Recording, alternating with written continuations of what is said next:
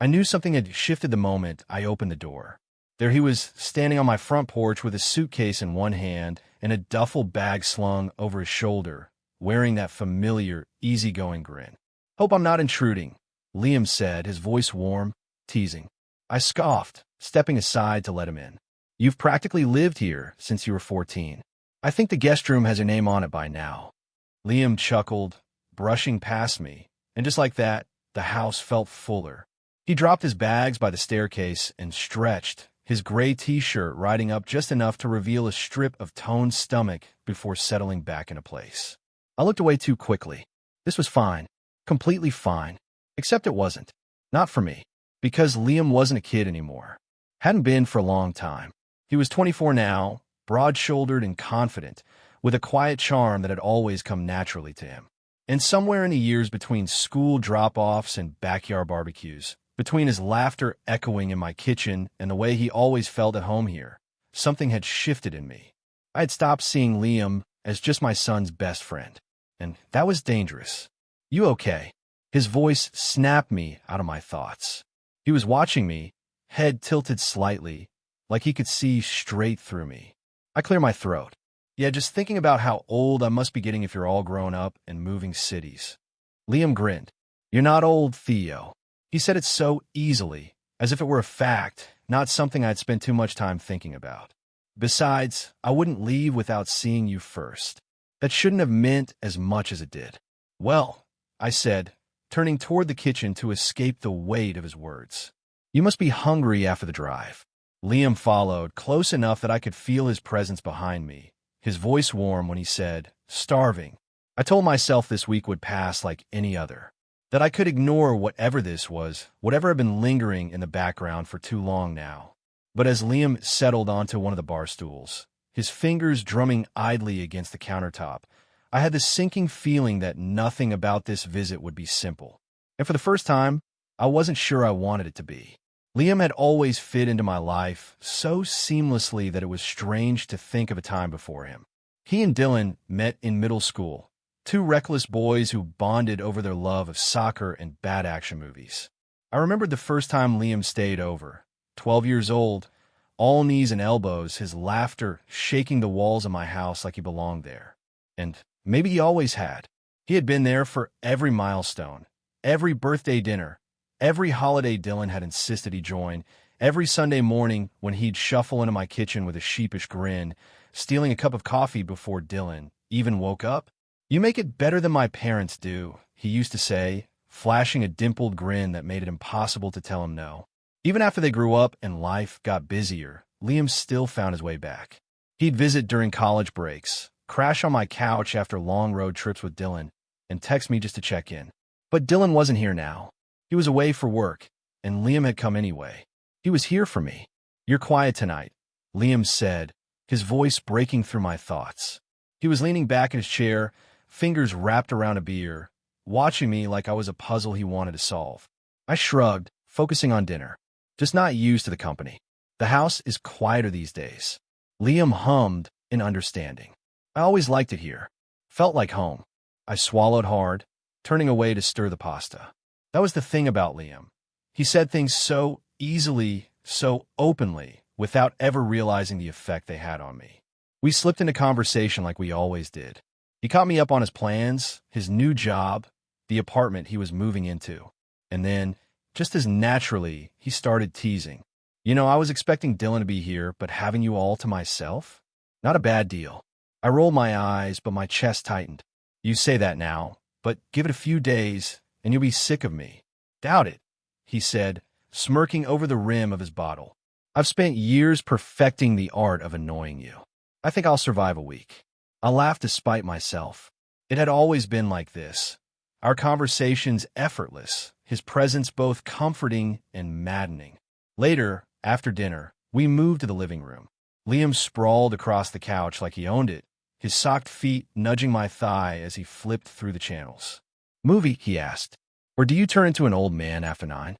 "Watch it," I warned, but I took the remote from him anyway, settling in.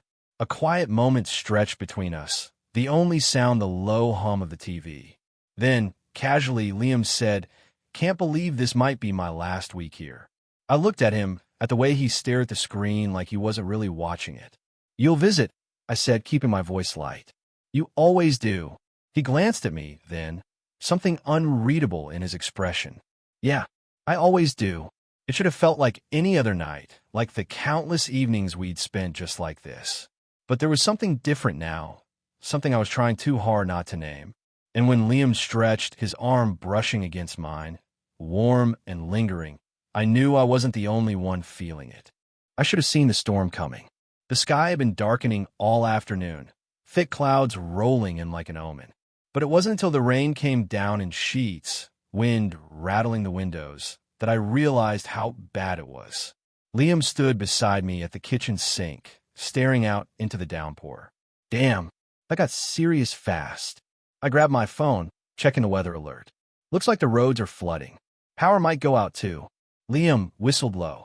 Guess I'm not going anywhere tonight. Something in my chest tightened.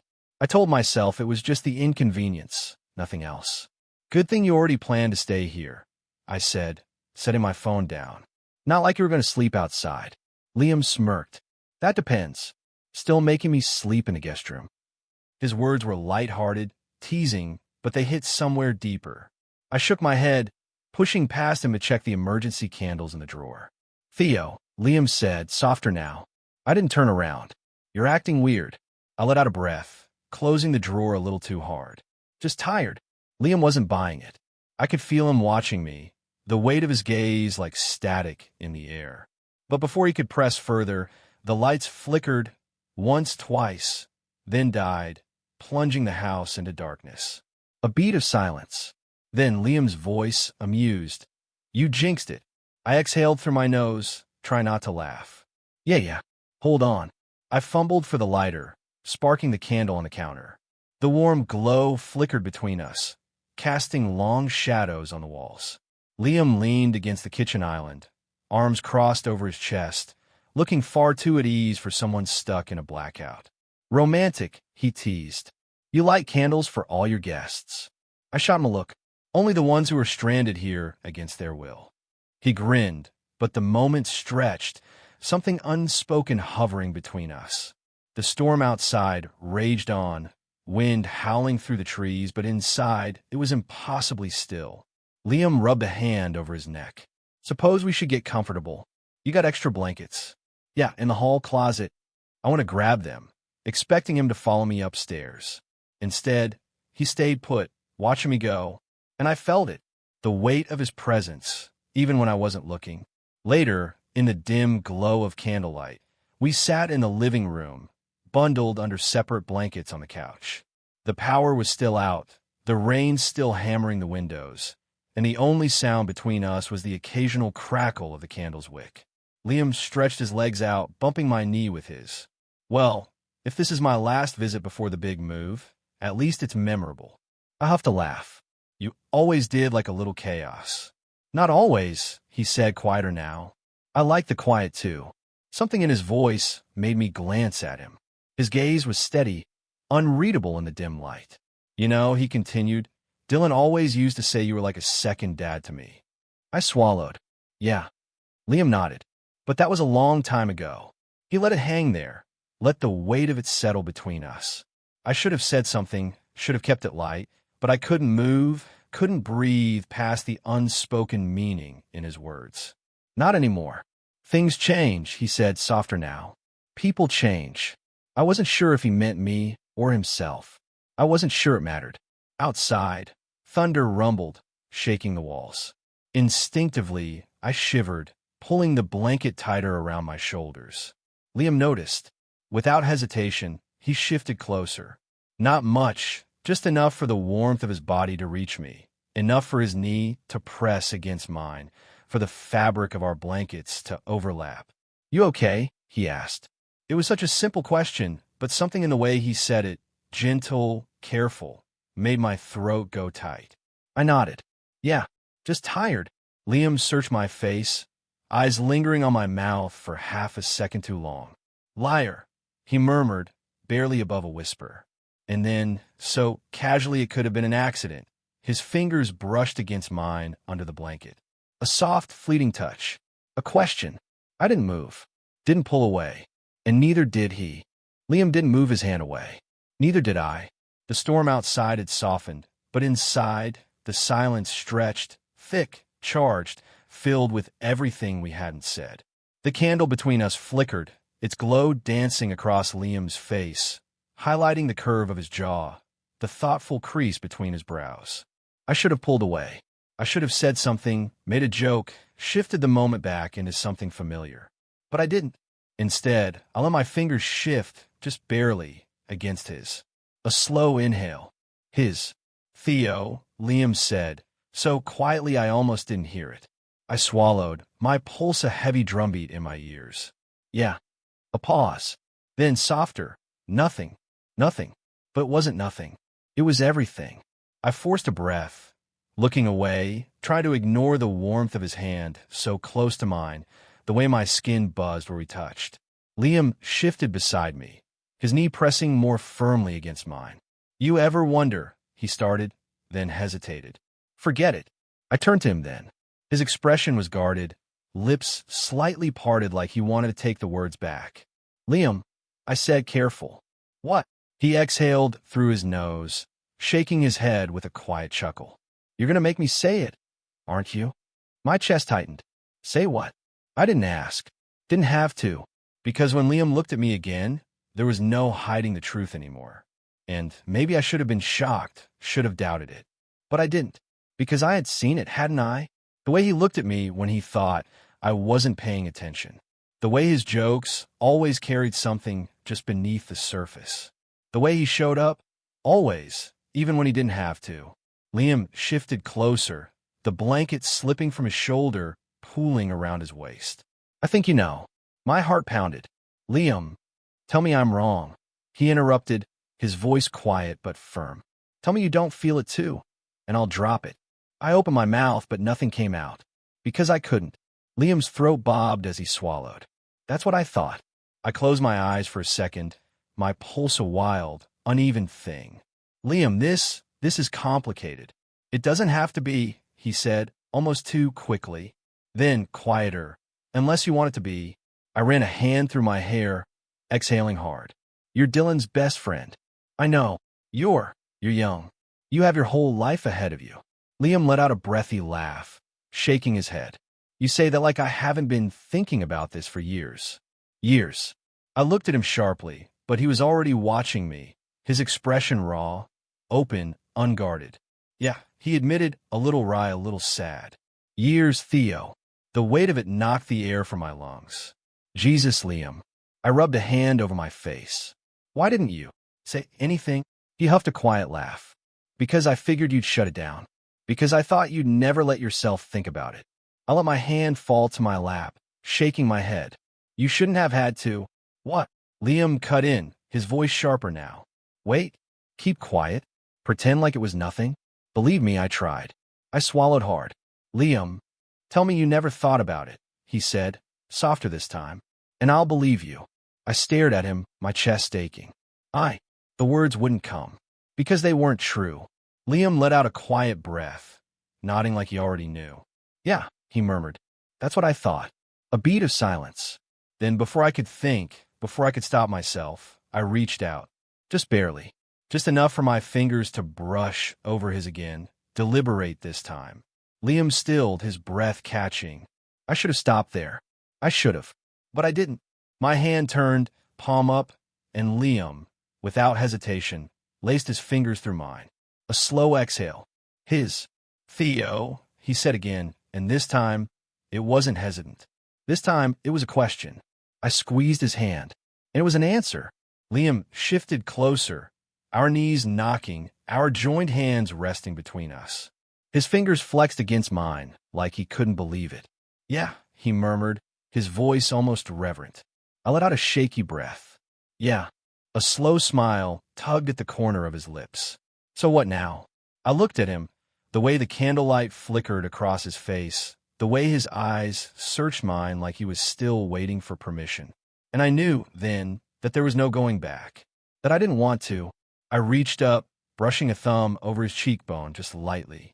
We figure out, I said, voice barely above a whisper. Together. Liam exhaled, leaning into my touch. Sounds good to me. And then, slowly, hesitantly, he closed the space between us. It wasn't rushed. It wasn't desperate. It was careful, intentional. His lips brushed mine, a whisper of a kiss, just enough to steal the breath from my lungs. He paused, just for a second, waiting, giving me the chance to pull away. I didn't. Instead, I leaned in, pressing my mouth fully to his, and felt him smile against my lips. Outside, the storm had passed. Inside, something new had just begun. Liam didn't pull away. Neither did I. The kiss was soft, unhurried, but it unraveled something deep in my chest, something I kept locked away for longer than I was ready to admit. When we finally broke apart, our foreheads rested together, breath mingling in the candlelit quiet. For a long moment, neither of us spoke. Liam was the first to break the silence, his voice barely above a whisper. So that just happened. A breathless laugh escaped me. Yeah, it did. He pulled back just enough to look at me, his fingers still curled loosely around mine. There was something hesitant in his expression, like he was waiting for me to take it back, to say it was a mistake. But I didn't. Instead, I squeezed his hand, grounding myself in the warmth of his skin. You okay? Liam huffed a quiet laugh, shaking his head. Am I okay? He let out a breath, running a hand through his hair. Theo, I've been waiting for that for so long. I don't even know what to do with myself right now. A flush crept up my neck, and I looked away, suddenly feeling the weight of everything. The years of friendship, the unspoken tension, the way I had convinced myself this was impossible, until it wasn't. Liam must have sensed it, because he tugged my hand, forcing me to look at him again. Hey, he murmured, his thumb brushing over my knuckles. You still with me? I let out a slow breath. Yeah, just adjusting. Liam studied me for a moment, then his lips quirked into that damn smirk, the one that always got him out of trouble. Well, let me know if you need any help adjusting. I'm very accommodating. I rolled my eyes, but I couldn't stop the smile that tugged at my lips. You're insufferable. You like it? I huffed. Apparently. Liam grinned, but there was something softer beneath it. So, he said, shifting slightly, our legs brushing together again. Where do we go from here? I exhaled, my mind spinning with the implications. We take it slow, I said. We figure it out. Dylan. Liam groaned. Oh, don't bring up Dylan right now. Let me have at least 5 minutes of bliss before we panic about your son murdering me. I snorted despite myself. Fair enough. He nudged me with his knee. Seriously, though, I'm not going anywhere, Theo. If we need to talk to Dylan, we will. If we need to take it slow, we will. But just tell me you're not going to push me away now. I met his gaze, steady and certain. I'm not pushing you away, I said. Not anymore. Liam exhaled, relief flickering across his face. Good, because that would have been incredibly awkward after I just kissed you.